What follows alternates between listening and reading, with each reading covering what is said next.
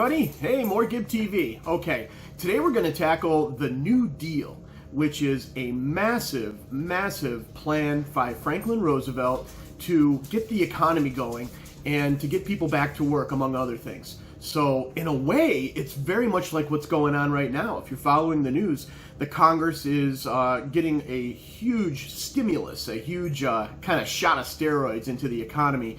And they're doing a lot of things to keep us going. So it'll include things like individual checks to families and helping out businesses that are failing and some other measures too. So in a way, problems then, problems now. So I'll start and I'll have some slides up here that you guys can follow. But it was called the New Deal. And Franklin Roosevelt came up with this name, and like a lot of things, he wanted to relate to everybody. So the whole idea of the New Deal is this simplified concept that is actually underneath pretty complicated. But he pledged to you and to myself a new deal for the American people. Take a look at this cartoon, and it's kind of neat showing Roosevelt as the captain of a ship in a really dark and stormy night, trying to lead us through the dangers of things. And I'll show you more cartoons later as we go along. But the New Deal, actually, here's another one showing him dealing cards like, a dealer. I always say, like say you got some cards and you didn't like them and you wanted to have another hand, like playing blackjack or something, or any kind of card game, Texas Hold'em.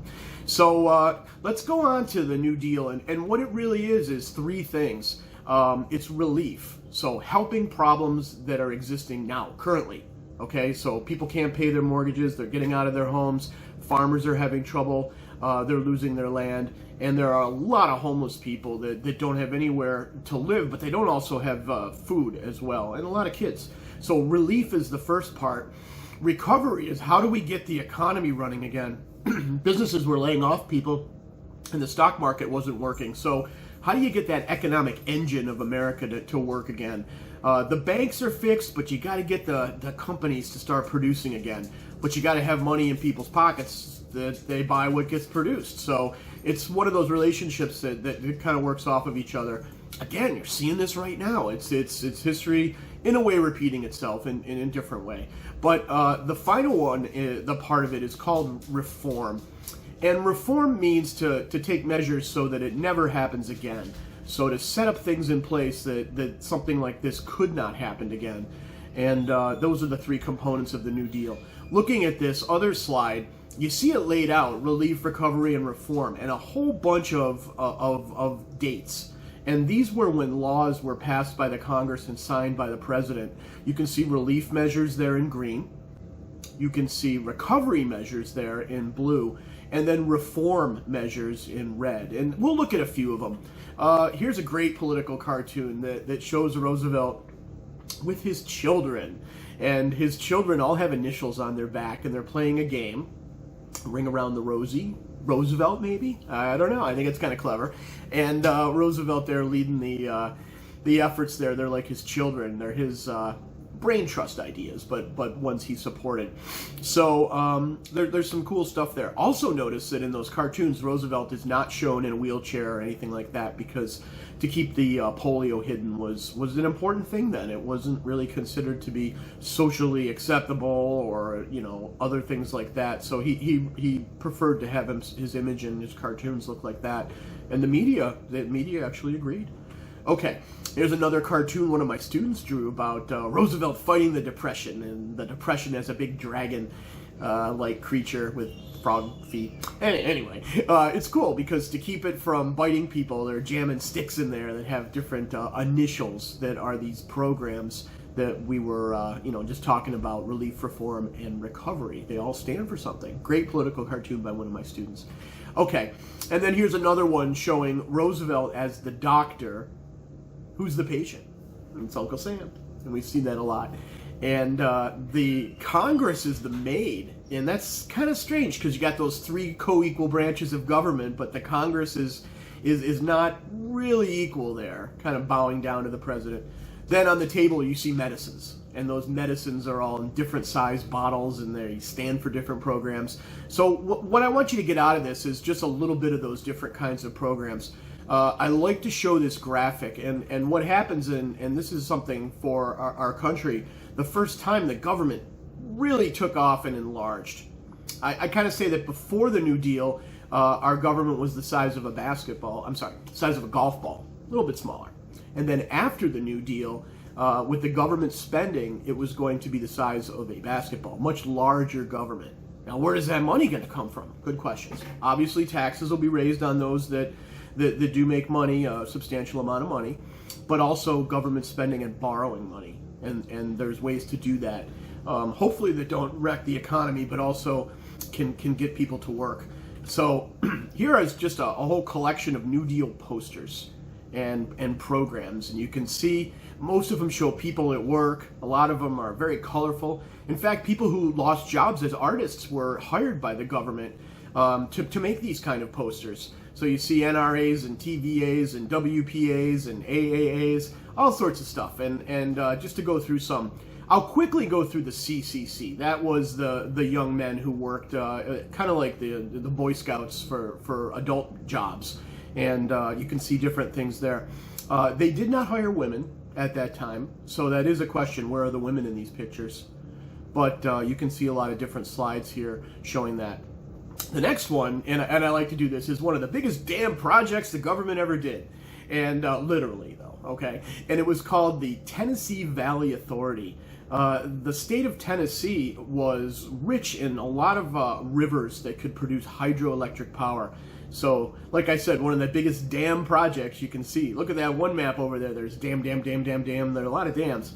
So they had to hire a lot of dam workers to work on this dam. And this was one here. But there were other dam projects and a lot of workers hoping to get their dam paychecks too. So the TVA was this project that, when it was completed, was able to generate electricity to a lot of states. Tennessee borders more states than any other state in the Union. So that's a lot of damn electricity, literally, right? Okay, so as we go to some other programs, Relief, FARA, first time government actually gave money to people.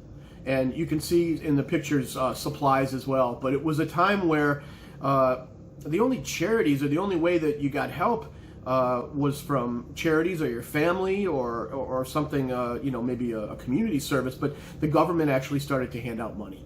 And we now call that welfare, but also clothing, camps for kids, school lunches, very much like what we're doing in school now during these crises. And it's something that is still around today.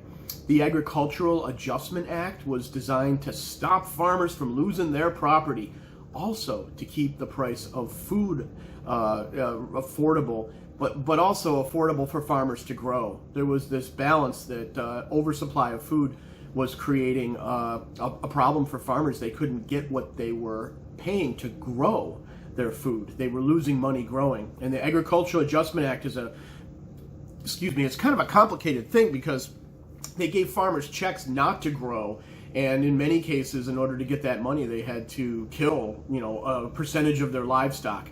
The idea is the less you have, the higher the price goes, and then if the government's going to put people back to work, they can afford to buy it. It was controversial, but it was something that was done. The NRA, the Blue Eagle, which if you were a business that was operating in fair ways with paying and your employees and the way that you charge for your products, you were sort of given something special, a poster to put up in your store saying that you were, not taking advantage of the situation and you were there to help. So the NRA is a big deal. There's a pretty cool picture of a baseball game with a whole bunch of people that are workers in this program forming the Big Eagle. So a lot of signs. Public Works is when the government pays to build things. And Public Works Administration, or the PWA, was extremely important as well. You can see schools were built. You can see some construction going on there in a city. One of the big accomplishments of the PWA, or at least most famous, is the Golden Gate Bridge. There's some pictures of it being constructed, and then what it finally looks like there. Pretty cool, and that's in San Francisco, California. Maybe some of you have seen that before. Okay, another program is to spend money getting the country on the grid. we had electricity in America for a few decades, but not everybody was hooked up. So the REA strung power lines all over the company, get everybody going on electricity. So these are all government programs that serve purposes too, to do things that make the infrastructure, the whole way that the country works, working well and getting people to do these things. Kind of like if we wanted to give everybody the internet, we'd have to, do that. And those things had been done in schools before you guys got to Pine Grove. Okay, Works Progress Administration is another one. Really kind of a whole pot of different jobs that the government could fund. So to have a lot of other things being built, but art projects and putting on plays and the arts and orchestras and bands and things like that. So the government was going to pay to get a lot of things done. It's known as the New Deal. It went on for the almost the entire 1930s. So what I'd like you to do is answer 5 questions that I have that go right with this video. It's on a Google form and you can turn it in as soon as possible. And then go back to those links that I left earlier in the day, because it's just some really cool video information that does a little bit more explaining, and then we'll put Mr. Betts' video on there, and it's cool. He does a Bruno Mars song. So hopefully you get a good idea what the New Deal was. It was massive. It was huge. So go ahead, keep up with everything. I'm missing the heck out of you guys, I really am. But let's keep going here, and feel free to send me emails and hangouts and all that other stuff. All right, I will see you tomorrow.